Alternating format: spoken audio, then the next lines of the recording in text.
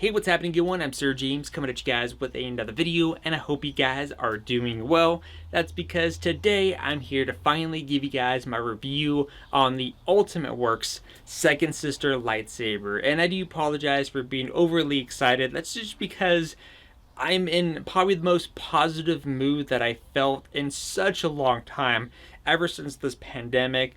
Few weeks ago, I got myself a resin 3D printer. For those of you who don't follow me on my social media accounts, been working on a few products. I'm also adding some new sets and items here in the backdrop that I painted and printed. I've also done this prop for the High Republic lightsaber that I now have in display back here, which, by the way, Ultimate Works is actually making a real one of these, which I can't wait for that one. Recently got to visit a theme park this past weekend, such as Universal Studios Hollywood, and I'm going to be returning to Disneyland on Star Wars Day, May 4th. So how can I not be this excited? But anyways, you guys are here for the lightsaber review, but I figured maybe here for a little bit extra positive as well. And, oh, here we are. The Ultimate Works Second Sister Lightsaber, another lightsaber from the Jedi Fallen Order video game, or an Inquisitor-based saber, however you want to go about it. And this thing is interesting. I do have some mixed feelings, because if you guys know me, I love double-bladed lightsabers, but I do have some mixed feelings about this one, probably just because when it comes to the swinging portion, but we'll touch upon that in just a moment. Now, typically, when you do order a Ultimate Works lightsaber, whether it be from Ultimate Works or through the pack store, there's typically quite a few options upon checking out. Typically, your options will consist of an empty hilt, PreKits, Profi or the Asteria soundboard with blades, and or Profi and the Asteria soundboard without the blades. However, when this one was released for pre-order, there was only two options presented to you, which was either one, an empty hilt if you're just looking for a nice display piece, or two, with an actual install, which the only option was the Asteria soundboard, which also consists of two 26-inch blades, which I do happen to have over here on standby until we go outside to swing it. And I will mention that the package came in, well, the item came in two different packages. This was nice and tucked away in a nice large collector's-like box, which also includes a display stand, nameplate, and a few other little accessories that you would expect at any time that you get an Ultimate Works lightsaber. And then in the second box consists of the two 26-inch blades. Everything arrived perfectly fine, no issues on transit. The hilt came in on a Sunday, and the blades came in that Monday. So again, not too long of a lengthy wait, and it was in good time, even though I was already waiting quite a bit of time for this pre-order. But as far as how does it feel in the hand, I would say it feels pretty good.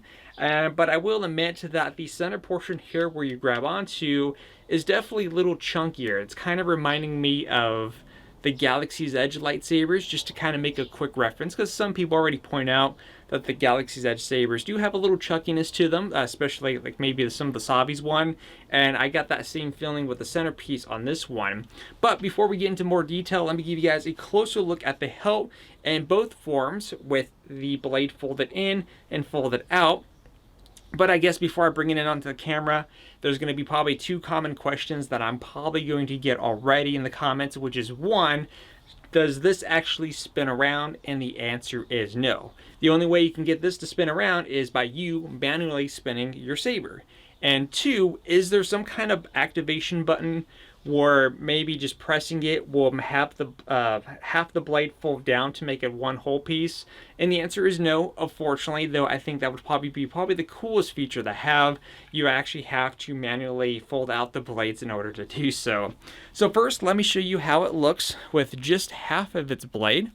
So here it is, basically kind of like, I don't know, taco shell or something, whatever you want to use as a reference here.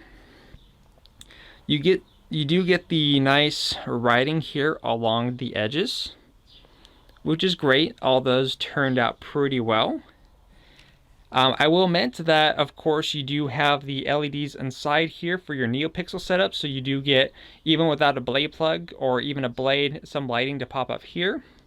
A little bit of light will come out of here, and of course right here, and the centerpiece on this side and on the other side. There are two buttons. One is located here and the other is in the opposite direction. And the same thing is replicated on the opposite end. Then here's the other side. It's basically the same thing as front side. Now, if you want to open up the blades, again, this is the part where you have to manually do it. I wish, and again, if you ever seen Star Wars Rebels, for example, there was a scene where the Inquisitor, he had a saber out like this, and he did something, and basically, like by pressing a button, the saber basically activated outwards. I think that would have been a cool mechanism to have on here, but unfortunately that's not the case. Maybe in the future we'll have like a redesign and maybe that could be something added. At least I could only hope. I think it could be doable with this kind of install, but that's just my personal guess. Here is how it looks fully retracted outwards. So as you can see, this definitely has a lot of going on to it once it's all folded out. And of course, you're going to have to use a bit of caution when swinging, which we'll get to in just a moment. And you can easily see the clear sections here that would light up once we get to there. You do also have a recharge port here on the side, so you don't have to take this apart. You can just plug that right in. Then here is the back side with the engravings there. You can see the nice reflection. So at first I was a bit worried that maybe the back side here was going to be plain, but I will say that between the two sides, obviously this one here is going to have the more detail between the two. The back is still a little bit plain, but you know, as long as you're holding it facing this direction where when people are looking at it, they're seeing the more detailed side, then it's really not going to be that big of a bother. Unless if you're taking a photo and you're not paying attention, then you might end up posing with the boring side. Just flip it around and then you have the much better side to pose with. So let me go ahead and fold these right back in, just like that. There's some clicking noises so that you know everything's working correctly. So let me go ahead and try to go over some of the basics here before I take this outside, as I'm still waiting for it to get dark. The birds are still out at the moment. First off, the Saber does come pre-included with 12 Saber banks, so there's 12 fonts included. Typically with the Asteria soundboard, what they'll do is that they'll have a couple fonts with your basic standardized lighting that people will typically use in their lightsabers, and then usually with the remaining font banks they'll randomize it with different effects that you can do on the Asteria soundboard. So if you don't like the effects, you can just change them out, but if you like them, you can keep it in or maybe copy it to another font just like that. Secondly, no, this does not include the actual font to go with this saber. If you want the font, there's two main font makers. One is Kyberphonic and the other one is K-Sith. They have a font to go for the second sister. I think the one that I've added is the one from Kyberphonic or K-Sith. It's kind of hard to remember which is which, but I added one of their fonts, but I'll have linked to theirs down below. So when I do go outside for the demonstration, I only changed one font bank, which was bank number 12, just because I wanted to make sure that I had a font on here to go with this hilt for the demonstration. Everything else is pretty much based on how it arrived exactly as is, without any changes done to it whatsoever. Next is the gesture controls. I did not add any gesture controls. That's because it came with it by default. The way the gesture controls, once it's activated, you have the following ones. You can do the twist on and then the twist off to ignite both blades at the same time and to turn it off at the same time. If you wish to activate the blades one individually without having to press the button, you can do a gesture such as like a stab motion forward to turn the forward blade on first, and then you can go backwards to turn the second blade on, or vice versa. You can go backwards and then forward if you just wish to do them individually, which is a cool effect to kind of trip people out if you wanted to. And your other option for activation is the swing on motion. Just give it a nice jolt as long as you got some nice motion to it, and then both of the blades will ignite at the same exact time. Now the other interesting thing about this is typically when you get an Ultimate Works lightsaber, there would usually be an option to get a PreKit option. If you don't know what that is, basically what's really cool with an Ultimate Works lightsaber, if you're going to build upon this collection, is that let's say you previously bought a fully installed lightsaber, you know you have that removable chassis for the most part, and typically when there's a new release, rather than spend basically the full amount to get another hilt fully installed, you can go for the pre-kit option, which is a lot cheaper. You save more money, and you could just basically pop the chassis from your old hilt to your new one, and there you go. This one, there's a reason why the pre-kit wasn't an option for this, because typically for a double-bladed lightsaber, you would normally have 2 installs. You would have one install on one side and another install on the other. You know, things like Darth Maul, the Brother lightsaber are a couple of examples that I've reviewed on the channel that utilizes both 2 different chassis systems in the same hilt. This one, believe it or not, is actually only using one board. That is right, one board is controlling both the right and left hand side, and there's just a single micro SD card embedded in the center, which in this case would be right where the recharge port is. If you remove this plate, you're basically everything's going to be right there to access. So it's quite interesting that everything is powered just with a single board, and it's not 2 different installs, which is pretty cool. You know, I mean, some people may like it, some people may not. Whether or not that's actually going to drain the saber a lot faster, maybe. That could be a thing. You know, I haven't really played with it that long to notice if there's really that much of a difference between 2 different installs versus a single install. Now, the other thing that I also want to note that's very important is when you do go and change the saber font, you're going to notice that when you click into any of the banks, that there's going to be 2 additional folders called Blade 2 and Blade 3. This is important to note so that way when you eventually get one yourself, if you do plan on getting one, or maybe you already got one and you want to change your saber fonts around, basically this is how it works. When you click into a bank, you have all your settings there, such as your swings, your hums, and so forth. Anything that you change in that folder, you have to duplicate that in your Blade 2, because Blade 2 will consist the other sound files for the other portion of your saber. Now, Blade 3, just so there's no confusion, is basically the lighting right here in this center portion, and that's all Blade 3 is. So really, if you only need to mess with 2 folders, again, it's the main bank folder and Blade 2, and then other than that, you're going to be good to go. If you really want to change the Blade 2 effects, you can. There's some really cool effects that are on there by default, so honestly, whether or not you want to change them, it's going to be completely up to you. So what I want to go ahead and do is quickly kind of demonstrate just a little bit of the lighting here. Just let me make sure I know which one is the powered on side, because honestly nothing is labeled here. So Are you really a Jedi? Oh, there we go. That's going to be the one. Let me turn off this light here and close this door. So again, just to quickly demonstrate, we have the adjuster controls here. So just like that, both sides are now activated. And this is just one of the lighting options that you have on your hilt. This side is lit up, that side is lit up.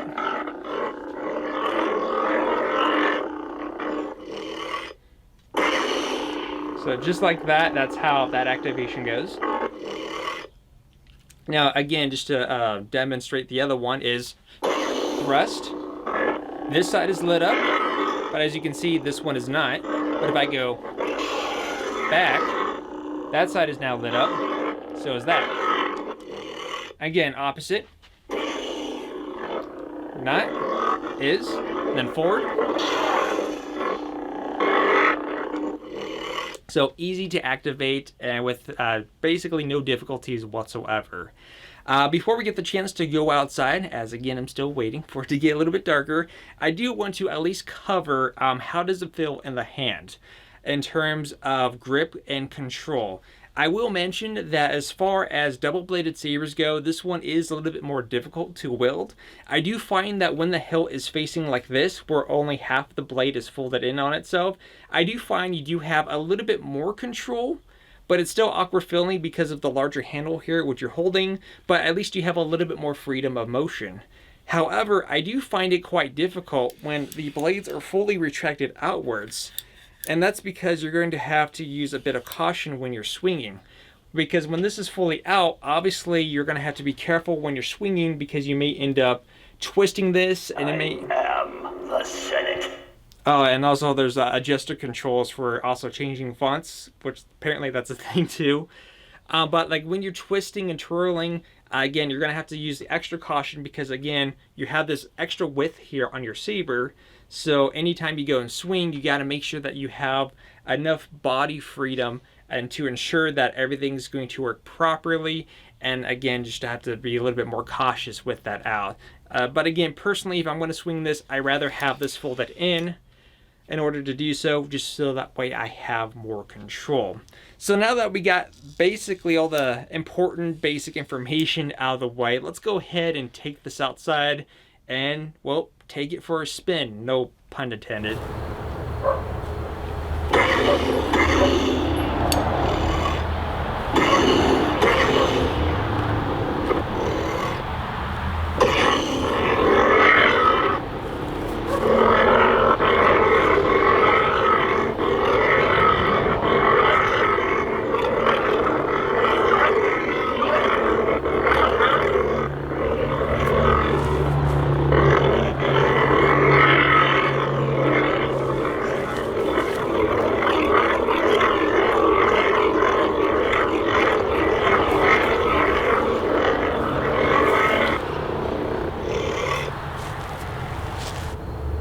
I am a Jedi, like my father before me.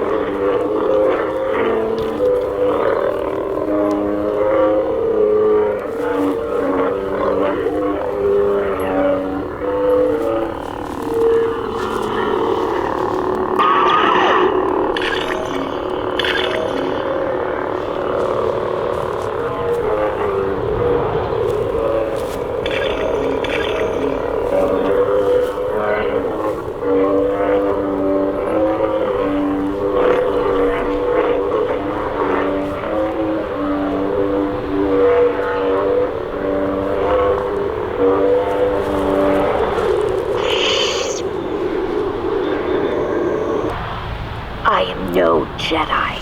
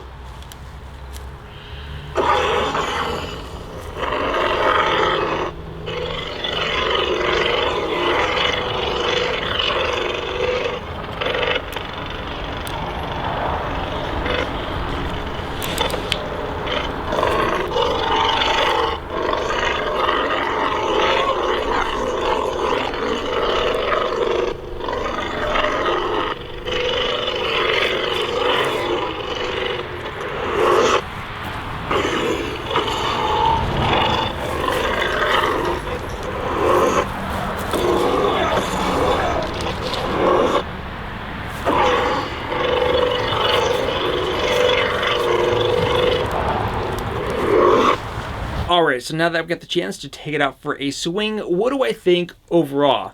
Now again, I love double-bladed lightsabers. However, if I'm going to be honest with you guys, this one's my least favorite double-bladed lightsaber. Now, there's nothing wrong with the look of it, with the install. All that is done perfectly great, and Ultimate Works did a fantastic job. The only reasons my least favorite is just because when it comes to swinging lightsabers, again, I love to swing double-bladed sabers.